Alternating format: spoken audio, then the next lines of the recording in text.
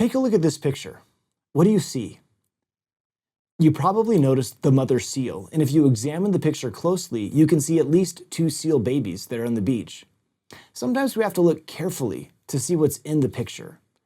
That idea reminds me of a phrase from Mormon chapter 1, quick to observe. When Mormon was only 10 years old, Amaron, the keeper of the Nephite records, came to him and said, I perceive that thou art a sober child and art quick to observe. In 2005, Elder David A. Bednar gave an influential talk called Quick to Observe.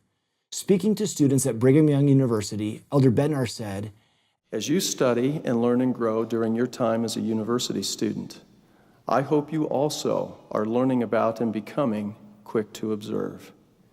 Your future success and happiness will in large measure be determined by this spiritual capacity. When we are quick to observe, we promptly look or notice and obey. Both of these fundamental elements, looking and obeying, are essential to being quick to observe. And the prophet Mormon is an impressive example of this gift in action. In his talk, Elder Bednar shared several examples of lessons he had learned when he had been quick to observe other people. One of these stories that still resonates with me had to do when he was in a meeting with the First Presidency and several members of the Quorum of the 12 Apostles, including Elder David B. Haight, who was 97 years old and in poor health. Elder Haight was asked by President Hinckley to give the closing prayer. Elder Bednar recounts. At the conclusion of the June 2004 board meeting, President Hinckley called upon Elder David B. Haight to offer the benediction. It was the last board meeting in which Elder Haight ever participated. At the age of 97, he had some difficulty as he tried to stand and offer the prayer. After several attempts to rise to his feet, President Hinckley courteously said, David, it is all right, suggesting, I believe, that it was permissible for Elder Haight to remain in his chair and offer the prayer.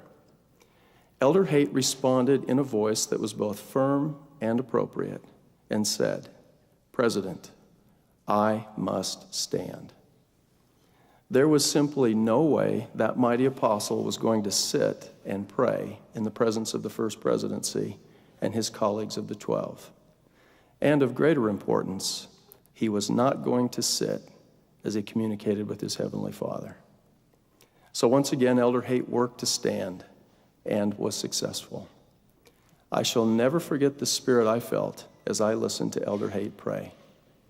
I hope on that occasion I was quick to observe a powerful lesson about the dignity and the humility that should always attend our prayers. As I was rereading Mormon chapter 1 this week and thinking about Elder Bednar's talk, it caused me to reflect on lessons I've learned as I've tried to be quick to observe. As I share a couple of experiences with you, please know that I'm not trying to state what you should or shouldn't be doing. I'm simply sharing lessons I've observed that have helped me. When I was a teenager, I tended to change out of my Sunday clothes as soon as church was over. As a missionary, I noticed that my mission president's son, who was about 15 years old, stayed in his church clothes all day on Sunday. One day I asked him, Richard, why do you stay in your church clothes all day? Wouldn't it be more comfortable to change into shorts and a t-shirt?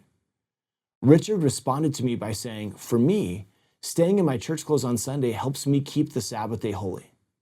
That had a real impact on me, and I decided to try putting this idea into practice.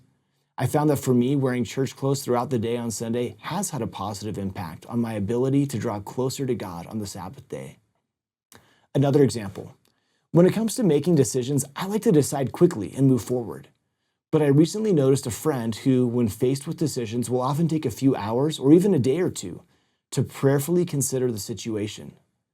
When I asked him about this practice, he said that he has often found that by being still, the Lord will cause situations to unfold a little bit further, making it easier to determine the best course of action. This is a principle I'm planning to put into practice in my own life.